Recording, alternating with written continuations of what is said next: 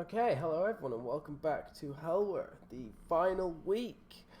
I couldn't even tell you what week this is anymore. I think it's like 17, week 17 maybe? The final week. So, what has happened this week? Well, this week I've been really ill. Luckily not COVID.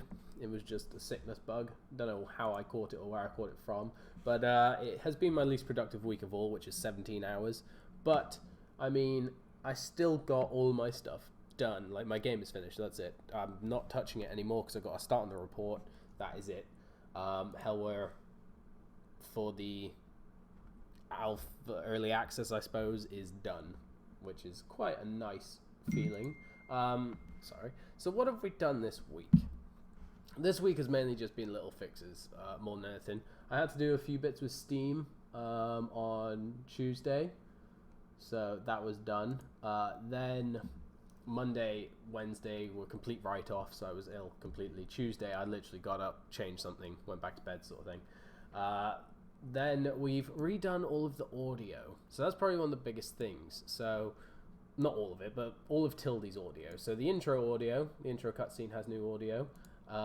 Also, both of his NPCs do as well. So we'll jump in quickly, listen to a little bit of the starting one. They also now have dual audio, so they do actually say something a second time, just to get it out of the way. I don't know why this is showing, but okie dokie.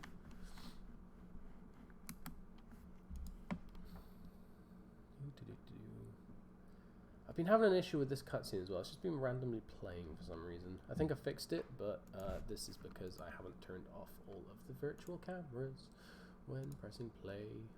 Okay. So, yeah, I've redone the audio for Tildy for the intro cutscene, Campfire 1 and Campfire 2, just because I felt like it didn't really explain the story well enough. So, we need to get control panel open because I forgot to turn sound. See, you gotta love this. It's never gonna change with me. So, what we did was I felt like it didn't really tell the story well enough, so I have updated his audio to actually try and give across the story. It's a bit metallic-y. I'm not the biggest fan of that, but I see you have finally awoken. I have been waiting here for many years. So, how much of what happened do you remember? Nothing?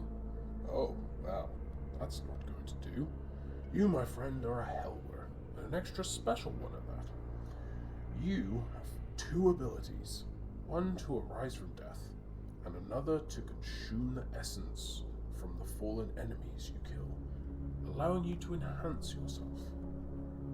Let's see if a little fight will jog your memory at all. so that's his first line. So then say you run away, you don't kill the spider so he doesn't disappear yet, and you talk to him again. That's enough for now. But find me later. We may have more information for you. And then that's it. So he does have a like dual little audio thing.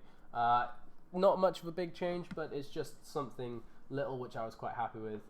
It kind of emphasizes the story a bit more. Just makes it sound a bit better, really. Then what else did we do? So I've also changed all of the houses in the town to be these decrepit ones instead of having the low poly things. The only low poly ones we have anymore are the towers, but I really like the tower being dotted around, so I've kept that. But all of the houses now are these old rickety shanty things. So you can also go in multiple houses now, like this one. Ooh, what's that? You'll see.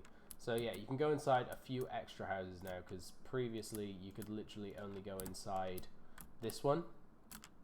But now you can go inside this one here, this one here, this one over here. So you can get inside a few of the houses now. What is in them? What is the point of it? Well, that one is pointless, that one has something, and this one has something. It's mainly to give more variety to the town, so like if you do go looking for the key, you find it in this building obviously, but there are some other buildings it could potentially be in. It'd be pretty cool if I could make it randomly spawn in one of them. That would be pretty interesting, but that's not going to happen. So, Lardum spawn, what is this? So we've taken out all of the physical like healing and tranquilize items that were just placed around the map. and we've replaced them with these spawning elements. So what happens is it's using the same script as the enemy spawn. As you can see, the Demogorgon one's here. It's literally just going to, whenever you die, spawn one in at each place, just because I felt like if you're really good at the game, you don't need extra aid, so you can just run through it. But also the enemies drop enough health and stuff, so you should be fine. But if needed, you can go and pick up one of these items. As you can see, there is a fair few of them just all dotted around the areas. So yeah, I thought it was quite a nice little addition, just something extra if you're dying, sort of thing. I've also moved one of the swords. So here's the starting sword as we know. And then we've moved this sword over here, so it's around the back of the mountain. This is because you went so far in the game without finding a new weapon. It just felt a bit ridiculous. Because you get the start weapon here. You don't get a new weapon until you get... this was originally over here, so you didn't get a new weapon until you killed the spider in this town, which was ridiculous. And then you get another new weapon when you get up to here. So what I've done is I've moved it from here to here, so we can get a weapon a bit earlier on in the game. This one is the... which one is it? Straight sword. They're both straight swords. It's this one. It's a bit strong at the minute, so we're going to drop the strengths of it, because, you know, it like triples in damage from what the start one is. But yeah, so you literally walk from here all the way around, grab this, walk through town. There's one here. Then also there is the optional one in here, which is the side quest. And then there's a weapon up here, which is the katana. And then there's the final one in the boss fight. So there are a few weapons. 1, 2, 3. So there's 4. Why is there 2 katanas? Oh, that's the test one. So there are 3 weapons just lying around, and then there's 3 extra ones that you can get from killing things or doing the side quest, which isn't too bad. I did have an idea where I wanted to do a side quest you could only do when your sanity is at a certain height. But it's too late for me to even start thinking about doing that now. It would use the same kind of mechanics as the one that's in already, so it would just be kind of like a copy and paste of that, but it'd be like you're delivering something to an evil thing in its lair instead of a guy in the town. But yeah, that's not going to happen anymore. Today, so what's happened, I've literally played through the game again. I've played through my game about 20 times this week. Literally just build, play, build, play. I've finally played it and built the last one. This is it, as you can see, final build. This is literally going to be zipped up and sent to Steam in a little bit. So yeah, that is fine. But we're pretty much done. That is it for the Steam. That is it for the game side for now. Like, I literally can't really do any more. I could honestly keep tinkering with this every single day and just keep changing little bits, but it's just not worth it anymore, because with 2 weeks left for the report, I think it's time to just put this on the back burner and crank out that. This officially releases in 9 days, so on the 26th of May, so not long until then at all. Hopefully we get a little bit of hype for it, but we'll see. Other than that, you know, quite a quick, short little update. It's only been like 9 minutes.